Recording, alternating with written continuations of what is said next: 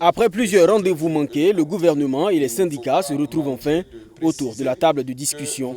À l'ouverture de ce dialogue social, l'unité d'action syndicale dresse un bilan mi-figue mi-raisin de la mise en œuvre des résolutions des précédentes éditions.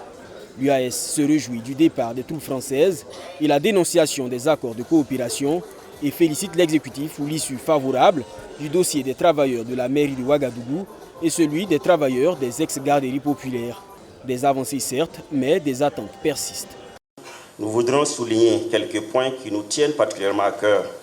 Il s'agit notamment du licenciement de notre camarade Moussa Diallo, secrétaire général de la CTB, de la question des libertés, de la vie chère, de l'opérationnalisation de l'assurance maladie universelle, sans prise en compte des observations de l'UAS. Nous observons qu'après avoir avancé dans le traitement de certaines questions, le gouvernement a opéré un blocage tout à fait incompréhensible. C'est le cas de la révision du Code du travail et celle de la loi 064. À ce dialogue, les syndicats ont mis un accent particulier sur la question des libertés. Pour eux, la situation sécuritaire ne saurait justifier toutes les restrictions.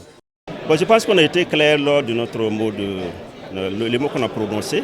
On a souhaité qu'on puisse vraiment libérer la parole pour qu'on laisse tout le monde s'exprimer.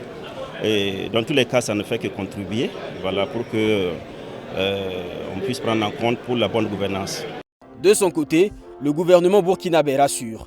Il reste à l'écoute des syndicats et est ouvert à des discussions pour parvenir à des solutions concrètes.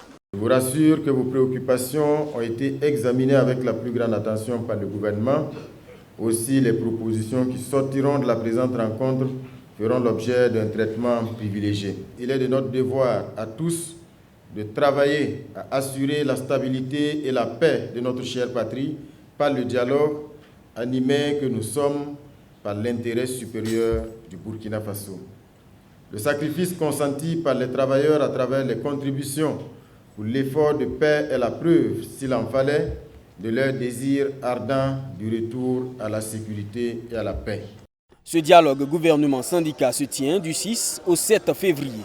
Les partis s'engagent à des échanges francs pour parvenir à des résolutions pérennes.